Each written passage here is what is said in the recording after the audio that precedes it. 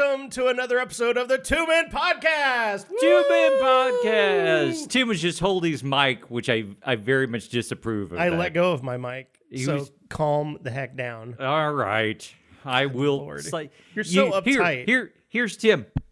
That is not me at all. I don't think that you heard me a bit when I was touching my microphone. I'm touching my microphone now. Yeah, but why do you need to touch it? There's nothing that Tim is doing. I'm touching it all over. I'm rubbing the base. It's very disturbing, ladies and gentlemen. Working the shaft. That's an episode. And we're done. Thanks for joining us on the Two M.E.N. Podcast. Make sure to share with your friends. I think they call that car talk. Is that right? Yeah, working the shaft. Yeah. All right. That's good. That's good. We're going to do an episode on how to survive the apocalypse. Yes, how to survive. I'm not sure what may have prompted us to look into how to survive the apocalypse. You decide. That's right. Initially, it sounded like Tim was saying how to surprise the apocalypse. Yes. I was like, well, that's a complex topic, how to surprise the apocalypse. I find that the best defense is a good offense. So that's right. I plan on ambushing the apocalypse before it has a chance to get me. Well, apocalypses, they're looming, but they're just not, they don't present themselves well until they're actually there. Yeah. To pre-strike an apocalypse? I plan on always being ready. That's my plan. Yeah. Give me your best tip for surviving the apocalypse. Well, it depends on what kind of apocalypse we're talking about. Mm-hmm. I mean, I think the most common apocalypse anyone would agree is the zombie apocalypse. Yeah, zombies, yeah. I do have a definite zombie preparedness guide already ready to go for me. All right, so what would you do? Well, thankfully, my house is set up so that it has a nice upstairs that you can easily block off. So my plan is to retreat upstairs and hoard a bunch of food up there and survive that way. Right. Yeah. Have you already done this?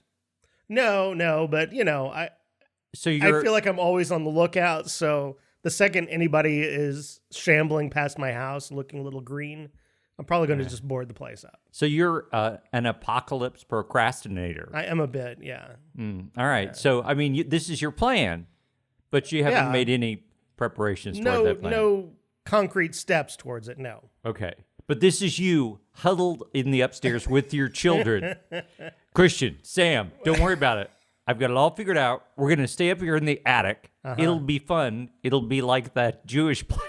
Oh, my God. We cannot put that in. That goes out. Jewish play. Oh my God.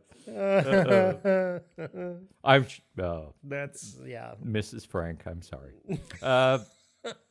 But it'll be fun. So you're up in the attic telling your children, don't worry. I mean, there's video games up there. There's things to do. We'll be fine. I have a plan. We're covered. We're going to eat what we have in the kitchen and then nibble on each other until... I mean, cannibalism is the last resort, but I do have 2 children, and that should last me some time. That's right. Well, you're going to assume that they don't team up and get you. That would be the logical choice. That is true. I mean, this has always been a fear of mine, to be outnumbered by my children. Yes. Earlier on, we talked about having a third child, but I made the argument that if you have 3, then they outnumber you and they outvote you. So you never get your way from that moment on. I thought it would be fine if we were at a stalemate 2 and 2. And then now, since it's just me, I am now living my worst nightmare. They outnumber me 2-1. So so they would trump you, so to speak. In any vote. They would. And I would say there's some logic to killing you and eating you because you're going to. No, man, I'm old and a little gamey. I think it'd be too tough. Yeah, I mean, wouldn't be very tender from an eating standpoint. But this is survival we're talking about, and when they have to make inevitable runs, you're going to be holding them back. However, I will say this. No, I'm holding down the fort. I'm not going anywhere. They're going to have to make the food runs. Right. They're young and nimble. They'll be fine. But you're forgetting one thing. Without GPS, none of them will know where they're to go. That's possibly true. I mean, like, where's the store? Don't you remember it's down there on Main Street? I swear. Where's Main Street? I don't know. Yeah, I thought my son would get better after he started driving and would know how to get places because you have to go there on your own. But I swear, the food line just down the street, I don't think he could find it without the GPS. That's right. So that's most zombie apocalypsers or any apocalypsers. Just because you can't remember, let's assume that zombies are sleeping. Just because you can't remember. Do zombies sleep? I mean, they're yeah, pretty lethargic. I would think so. But the question is, what does a zombie dream about when they sleep? What is a zombie? That's super deep. I think a zombie dreams about brains. I mean, Probably. A world full of less zombies.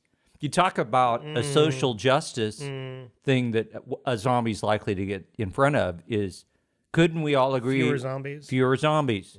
Refrain from refrain from making zombies. Zombie birth control. That's really the topic we're talking about here. And would the Catholic Church be against zombie birth control? Oh, that's a great question. I don't even know how you would go about doing that. I mean, would you have a mouth condom? What is that? I don't know. You got to have your mouth open to eat brains. That's what I mean. I'm assuming that it's something passed from the zombie saliva, maybe, that causes the new zombie. I don't know. I guess it depends on whether we're talking about a George Romero zombie or the 28 Days Later zombie or what kind of zombie we're talking about. Let's just assume that zombies don't sleep. Yeah, that's probably a safe assumption. They don't dream. Probably and not. They're not concerned about birth control. No. I can't think of a group that cares less about birth control than zombies, really. Yeah, you talk about wanton disregard for, a lack of resources. Yeah, I mean, vampires have to be very careful about who they make their offspring. I don't see werewolves like populating the planet so quickly. No. Why is it only zombies that spread like that? Yeah. So what about you? What is your zombie plan? Do you have one? I mean, everyone should have one. My plan is to go to an island, a very, very small island. And that's why I don't watch any of these shows. Not a bad idea. I think to go to a small island that you could kill everything on it if there were zombies.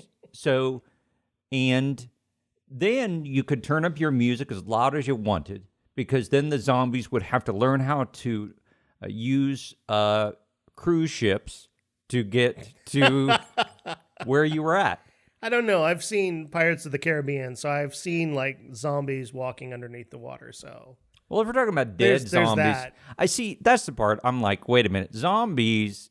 This is where physics, it just doesn't make sense. We might as well just go to magic zombies, because zombies walking under.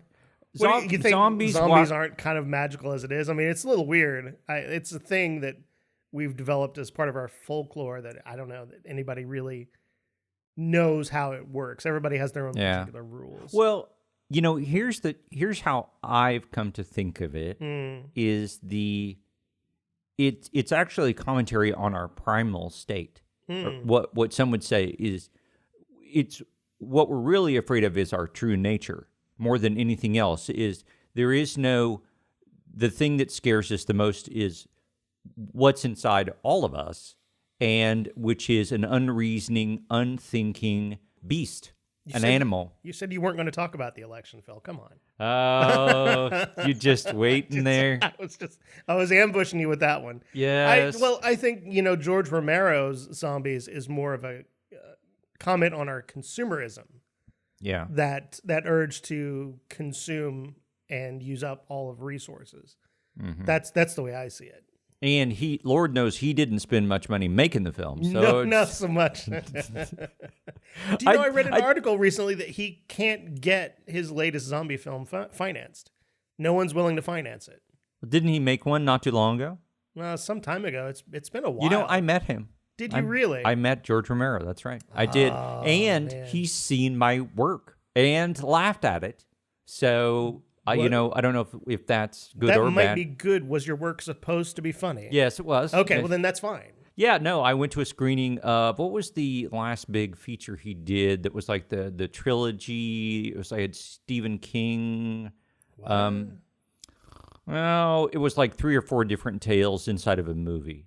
You're talking about Creepshow? Yeah, Creepshow. That's not the last thing. That's been forever ago. Okay, well, it was the last big. That was a major theatrical release. Yeah, it was a major theatrical. He's had other ones since then, but that's not that I've seen. Oh well, that's okay. all that counts. All I'm saying is, I sat in a theater in New York with George Romero, where we both watched my short film and his Creepshow. And then he did a little Q&A afterwards. Oh, that's pretty awesome. Not many people can say that. Yeah, that's probably true. And at least the number of people that were in that theater can say that. Well, that's true. I don't know. It was small. It was like it was Tribeca's thing. And the chick that was on Babylon 5, who I think was in, actually one of George Romero's greatest, what didn't he make? Night Riders? Was that the... Oh, Lord, I have no idea. You know the ones, you talk about high concept, the ones where they were knights on motorcycles. You know what I'm talking about? I don't see how that failed. It was actually really cool. It was like festival, a bunch of people that did the normal festival thing, except everything was on motorcycles. And it had the guy, he's really like an older respected actor now. He's won an Oscar, Ed Harris. Yeah. Yeah, he was like the main dude. But it was like a dueling. It was Camelot on motorcycles. That's what it was. It's Camelot on motorcycles. Was this a film? Yes. Oh man, I totally overlooked this. I'm gonna have to look this up. Camelot. That sounds great. Yeah, Ed Harris, but anyway, the chick that was in Babylon 5, and that was also in that, was also in the theater. She was a one-time famous person. One time.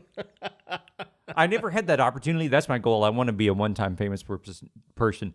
I had... Phil, I think you and I have a much better chance to be a never was than a has been. Well, I'm already a never was. Okay. Job done. Goal. Go. All right. Apocalypse. All right. Let's pick a different apocalypse. Like, what's another apocalypse that we would possibly have to take on? Let's go with just straight up famine. Let's just go with straight up famine. See, I'm working on building up a buffer against famine right here. Okay. All right. But you know what? It runs out. That is true. The sturdiest of folk have eventually said, sturdy. I appreciate that. I don't have enough here. And I would think also you can't gird your loins too much. That's a phrase that makes me uncomfortable. What does that mean? Gird your loins? Yeah. I think it means protect your soft parts. Armor, put on armor, protect them. Well, I guess, was that a target? Well, it seems like a great target, wouldn't you think? I mean, you can immediately disable someone by hitting them in the junk. Yeah. Gird your loins. Gird your loins. Well, the fact that it has survived tells me that it's something they didn't do. That they did everything else. No. Why? I would think that since it's still a phrase that's in use, it would be something that was done. Well, because it's possible. Why would it be a thing if it was never done? Because put on your shoulder plate. That's not said. Nobody says put on your shoulder plate. That was just a common thing. Get your sword. Nobody says don't forget your sword. Nobody says that. Well, I think chances are slim that you're going to forget your sword if you're off to battle. So my speculation is that it's something that they did everything. They got their breastplate, they got their sword, they got everything, but there was somebody that's like, hey, did you gird your loins? And they were like, oh, I totally forgot to gird my loins. Listen, man, all it takes is one ungirded loin, and you are going to remember that phrase for a long time. That's right. That's all I'm saying, is it didn't have to happen often. It just has to happen once, and that phrase is in your mind forever. Yeah, I don't know. Gird your loins. Yeah. So in a famine. I think most of these end up with me trying to eat my kids. Yeah. Is the way it's looking. Well, it's in the Bible. So that's okay. Eating your kids is in the Bible? Well, I mean, it's not like it's a commandment, but there's What? Hang on, back up. Are you saying it's a commandment? No, it's not. Oh, okay. I was very concerned. I said it's not a I commandment. know we couldn't remember all 10, but I'm fairly confident that's not one of them. Right. But there was some sort of famine, and I forget where it was, some sort of verse. But you remember verses about eating children. In Egypt, I mean, they brought down the famine to bring the Jews out of Egypt, right? Yeah, no. Wasn't there a famine in This that? is like, we're starving. I'll have to look it up now. This is about basically a promise between two families where it's like, we'll eat. I don't remember this one. We'll eat. It's not a big story. It's just a verse. We'll eat your baby tomorrow. Wait, this is a footnote? I mean, I'm going to eat your baby is like a minor story? Let me get that to seems the like end a big of it. deal. He goes, let me eat your baby tomorrow, and then we'll eat my baby the next day. And then the people who promised that they would let them eat their baby the next day, they backed out because they'd already eaten their friend's baby. And they were complaining that people were going back on their word about eating their babies. Oh, my God. That's a little complex. Horrifying. I hope that was metaphorical because that sounds terrible. I doubt it. I'm Doubt sure. if it was metaphorical. This is I'm actual. quite confident it was probably Okay. true. All right. You know, if it horrifies you, it's happened. That's kind of my. I don't know about that. I think it's much more likely you're thinking that just because I'm horrified by something, it may have happened. That it definitely happened. But you're not willing to admit that someone getting hit in the junk is what happened to cause gird your loins to be a thing. It's a possibility. I don't know. It's a I worry possibility. about Yeah. You make me worry. I don't think that you gave me so much time that you worried about me. It's really true. Honestly, you don't really cross my mind until it's time to edit this podcast. Then I have to listen to you for a couple hours. And it really, I got to be frank with you, it wears on my soul after a while. That's right. That's enough. It is enough. It is plenty. That's right. Having to listen to you for a good amount of time, especially in a concentrated bit, that gets a bit much. That's right. But to be honest, I also grate on my own nerves after an hour. That's right. So You can't see yourself. All right, so here is the question on the apocalypse front. Yeah, right. Here's a question on the apocalypse front. Do you think you could live with yourself? Do I think I could live with myself? I mean, I kind of already do. I'm a professional hermit, so I'm quite good at it. But you got no internet. See, now that's just you got no that's internet. uncalled for. You got no. You got no. I mean, you got. I got nothing but me. You got nothing. You got maybe your house. I swear to God, if without the internet, you might as well just kill me now. That's right. Where will I get my memes? And my porn. I mean, come on. You'll have to make your own. To make my own porn and memes. Okay. That's great. Your eyes are a camera. Your memory is a recording device. Go. That's very disturbing. Yeah. It's like I don't know if I'm comfortable with the way this is turning out to go. That loop, that infinite loop of, that's going to lead to, mental health issues and more than there already are.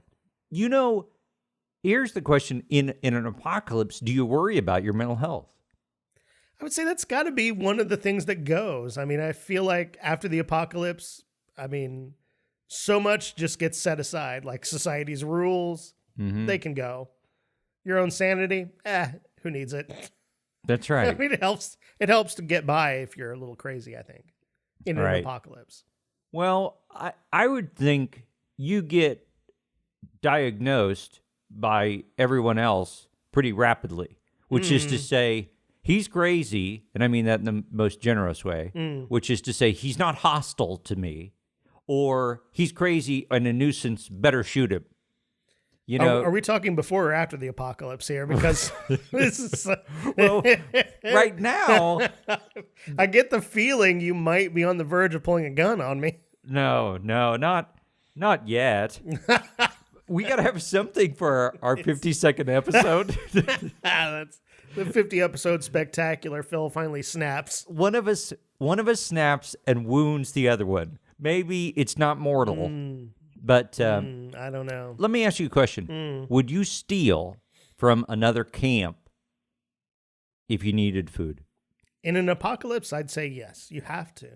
I think your morals have to kind of go south a little bit on you in an apocalypse. It's every man for himself. So stealing is... I just want this on the record. Tim's okay with stealing. Okay with stealing in the apocalypse. What about you? I mean, you're going to like knock over your neighbor's house for some canned goods? See, now I would spin a tale. You think about it, I would become like, actually, the more I think about it, the better an apocalypse would be because our knowledge of the past might actually be valuable at that point. So I could spin a tale. Whereas now nobody cares. I could spin a tale. That's because our knowledge is tenuous at best. Right. But in the apocalypse, again, if you can find the grocery store, we're like... Well, that's something. Yeah, sure. It's like, he of the food bringer. Oh, Sire Tim, dost thou remember a store of convenience that we made? Something tells me that someone that's able to hunt beats someone who's able to shop. Hands down in an apocalypse. Long term, yes. Okay. But short term, everybody who knows where the convenience stores are, and especially small, tucked away ones that might not be known about, you're like the man. So we've dealt with a couple apocalypses. What about an alien invasion? And that's a form of an apocalypse. Yeah. One that I think is possibly a reasonable idea. I mean, you never know. Mm-hmm. My plan would be to suck up to the aliens and become one of their enforcers. That would be my plan for survival. Really? You're going to be the alien muscle. That's your plan. Well, muscle's too strong. I don't know. That is strong, yes. Whatever the one who Something tells me they require more than a brisk walk, Phil. That's right. Whatever the one that stands before mankind and betrays them all. Who the betrayer? Gaius Baltar. Yeah, I want to be him. Yeah, I want to be him. Plan. If aliens have invaded you, they're going to win. I just think that's... I think chances are good, yes. If they're at the invasion stage, they're well ahead of us. So complying is just smart. It's not being weenie, because if they can travel across the galaxy, they're going to win. I just, I think that no matter how hard we try... This is America. Whatever they want, they're going to get. And probably they don't even want us. I don't know. I think they would be surprised at how well-armed we are. Well, that's true. I mean, that's something you're not taking into account, is that they may not be familiar with ballistic weapons. Or they may have surpassed that ages ago, so they never really think that those are an effective tool. Let me ask you this. Without any maps, could you find, or you can use maps. Okay. Using maps, sure. Do you think that you could find Canada? Yes, I think I could find Canada without a map. Okay, tell me how you could do it. I mean, because I know the position of the sun. I mean, I know east and west. Therefore, I know what's north. I know where to go. How would you know you were in Canada? Well, I mean, if there are a bunch of lakes south of you, that's a good sign, for one. Yeah, but lakes, they're everywhere. That's true, but I mean, these are some pretty big lakes. You'd have to find the Great Lakes. How could you find... I figure that's pretty easily, because I'm headed north. I'm going to find, Lake Erie that would be north of us? Yeah, but you act like within sight distance. Oh, I mean, I can see Canada from my window. If you had to walk to Canada, that's a lot of work. How would you know that you're even in Canada? I would say that at some point you would just say, you would get like at the top of Indiana and just go, we're here. And just call it. Just call Indiana Canada. I mean, it's Canada South. It's fine. That's right. Because, pretty much any time, if anyone says a boot, I know I'm in Canada. Right. A boot? A boot. A boot? Like, I don't know what you're talking about. Oh, all right. I didn't know that. I know the A, but I didn't know the a boot. Oh, that too. Yeah. Also, if I look around and there's a Tim Hortons, I know I'm in Canada. Yeah. That's true. There's a lot of famous Tims. Is there a real Tim Horton? That's what I want to know. There's a Wendy. Yeah, I know there's a Wendy, but is there a real Tim Horton? Or is that just a name? There's really I don't know. So, there's really let's go through this. There's really a Kentucky Fried Chicken, unfortunately. No, I mean, there's a real Colonel Sanders. Yeah. Ronald McDonald is not real. Not unless you count, It's not Wilford Brimley, but who's the... How did we get to Wilford Brimley from Ronald McDonald? I'm interested in your thought process. I genuinely am. It's wrong. The name's wrong. But who's the guy that does the Smucker's grape jelly on the Today Show when everybody turns 100? Willard Scott? Back in the day? Willard Scott. Back in the day, it was. It's not Willard Scott. No, not anymore. That's who it used to be on the Today Show. But is that his name, Willard Scott? It was, yes. Now there's a new guy. Well, I say new. I mean, he's been doing it for a couple decades now, but... I don't think so. I think when they do the Smuckers, it's still the same old guy because he's not dead. He was the first McDonald. No. Yes. I don't think that's true at all. I think you're making this up just to make me look silly. He was the first McDonald he was the first Ronald McDonald in a television commercial in the 50s. That's it. I'm looking it up. Pulling out the tablet. We're looking this up. I think you're full of crap. I was thinking it was Wilford Brimley. No. But it's Willard Scott. Willard Scott. He does the Smuckers. All right. Here's the iPad. It's coming out. It's coming out. Again, great internet. Fact checking you. Great internet. This has nothing to do with the apocalypse. Although, could you live in a McDonald's only apocalypse? That's the job. It's almost as bad. Everything else worked. Everything else broke down, but there were still functioning McDonald's. Get out of town. You're actually right. Willard Scott, famous for being the weatherman on the Today Show back when I was younger. Yes. Was the original portrayer of Ronald McDonald. Yeah. That is crazy. I did not know that. Also, he's only 82. I feel like he should be like 100. Yes.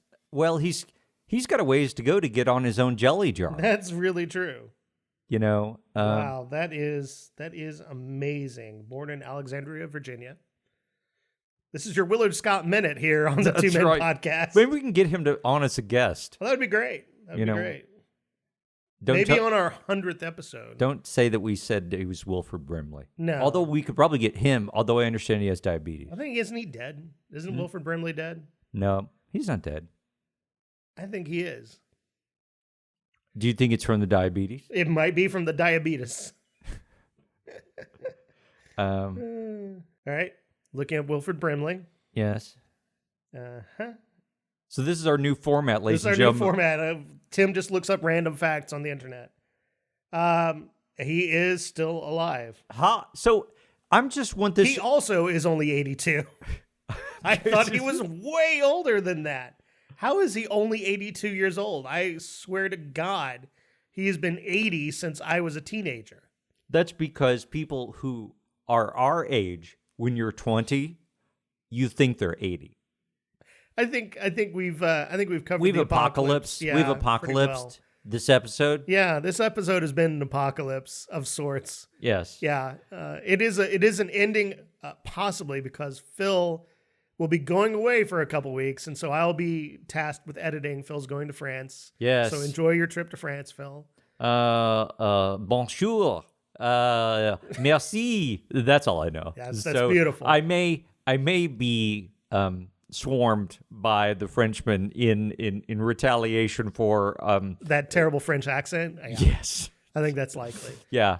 But congratulations on your 30th anniversary. I know your wife listens, so congratulations to Phil and Roberta on 30 years. It's an accomplishment. Yes, it's an amazing thing. We're very excited. So congratulations. Thank you. And thank you for spending another episode with us out there, audience. We love you and we appreciate you. I don't know that we love them. I do. I love all of them. Every one of them. We appreciate you and we're fond of you. We're very fond. Phil's fond of you. I think a little bit more highly of you. Tim loves you. I do. He's single. It's true. It is true, ladies. I am single. It's a miracle that I'm not taken. But it is a miracle. It is a small miracle. In the apocalypse, you'll be taken. I'll be taken by a zombie, probably. Zombie girlfriend. Zombie girlfriend. I look forward to that. All right.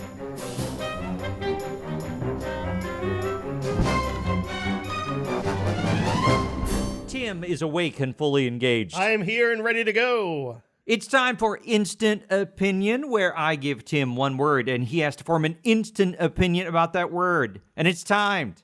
Everything. Are you ready, Tim? I'm ready, Phil. All right, number 1. Mm-hmm. Bourbon balls. Bourbon balls.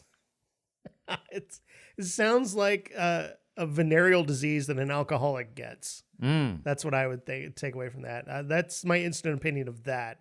Is it sounds like something you have if after you drank too much whiskey. All right. Selfish barbers. Selfish barbers. I'm not for selfish barbers. I mean, I don't want them like showing off their skills and like carving Mount Rushmore in my hair. That would not be very cool. That seems very selfish and something I don't want. And they'd hoard your hair. Selfish barbers would hoard it. No, that'd be really weird. Don't they like hair, or do they hate it? I wouldn't think you'd like it. I mean, you're always cutting it. You want to get rid of it. You get rid of it. I mean, they sweep it up almost immediately. So yeah, I don't like it either. But they'd have to touch it. I wouldn't want to touch your hair. All right, promiscuous catfish. Promiscuous catfish. That might be the weirdest thing you've said. I think that promiscuous catfish are good because it means there's more catfish, and I do like fried catfish, so I'm happy that there's more of them. Don't they catfish? Don't they like They're lay notorious eggs? sluts. That's right. Are you Phil is slut shaming catfish? Don't they like lay eggs, or is that salmon? It's like I think salmon. That's salmon. How could you be promiscuous if you just lay a bunch of eggs? You gotta like a lot of eggs. Oh, have you seen the eggs on her? Go ahead. There'd be a lot less strife in the world if we laid eggs. If we procreated that way. It's like if somebody just went out their yard. God, that would be so boring. I mean, but there'd be a lot less strife. Yes. Right. I don't know. I'm gonna have to disagree with you. We're gonna have to emulate There's salmon. a lot of stress relief when it comes to sex. All right. And I'm very stressed. Just if anybody out there is interested in stress relief, I'm incredibly stressed. That's right. I'm not going to delve into that. Okay. Yourself as a virgin. Yourself as a virgin. Probably the most awkward person on the face of the earth. Yeah. I mean, what do you say about yourself as a virgin? I mean, your skills are pretty weak. Your game's not very strong. So I'm not. That's all I got to say. As compared to now. Which, silky smooth now. Now your skills are so strong. I'm like the Barry White. You're in competition. All right. Male chastity belts. Male chastity belts. I would imagine that'd be very uncomfortable because chastity belts are not flexible, I wouldn't think. And there tends to be some expansion issues down there occasionally. Mm-hmm. I don't think I'd want something that doesn't actually move. That sounds very uncomfortable. I don't think it'd kill you. I think you'd live. Well, but would you want to? Yeah. But you probably live. I guess. But you're pro. We're pro. It's no, equal. I'm not pro. I'm anti. But it's equal. All right. What? No, it's not. What did I say that sounded positive in that? Nothing. But I'm just saying you point. can't be pro male chastity belts. I'm not. I am anti. You're anti. I'm con. All right. You're con. All right. I do not want them. All right. Glasses propensity to shatter. Man, you're stretching this bit. Okay, glasses propensity to shatter. It's a problem I don't really have. I have never. Now I probably will. I'm knock on wood. I have never broken my glasses. I've never shattered a phone screen. Seems like everybody I know has a broken phone screen. I don't know how I'm the only one that's avoided it. Contrary constables. Contrary constables.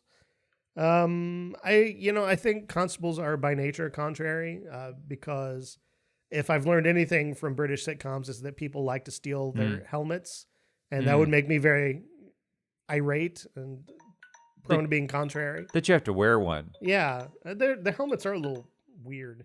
I don't know that I'd want to wear one. If you were going to be an alien, though, that would be a good guise because it would hide your big brain. Maybe. That would be logical. That would be really. You'd have a very long, tall brain then.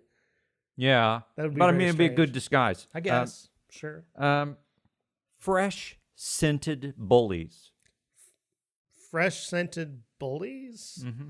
I suppose if I'm going to be harassed and beaten up, I'd prefer to have someone that smelled nice do it. I not really one to like to be beaten down, but at least it doesn't stink, I guess. So there's that. I mean, bullies have a stereotype of being stinky. Yeah, they do. Yeah. But I'm sure it is like all stereotypes. It's not universally true. I'm sure there are some very nice smelling bullies, and ones that take the time because they realize they're in close proximity to the people they're beating. I mean, Axe body spray has a market. So that's right, exactly right. Sexy cashiers. Sexy cashiers. My favorite kind of cashiers, sexy cashiers. It tends to encourage my consumerism. I'm more likely to go back to a store with sexy cashiers. Banter? I like bantering with sexy cashiers. That sounds like a great idea. I'm pro sexy cashiers. That's it. That's our list. And that brings us to an end of Instant Opinion and the end of another episode. Thank you for spending time with us. I've been one of your hosts, Tim. I'm the other one, Phil. Bye. Bye. Greetings. I am Alice, highly paid digital assistant to the two moderately entertaining nerds of the Two M.E.N podcast. Want to let us know what you thought of the show? Have a topic you'd like to hear discussed? Feel like demanding your money back? We'd love to hear from you on 2 out of those 3 questions. Drop us an email at twomencast@gmail.com. In the meantime, please rate us and leave a review on iTunes or your podcast service of choice. Also, for all discussions moderately entertaining, you can find us at facebook.com/2mencast. Please join us again next week when we'll be guaranteed to be funny. Or not.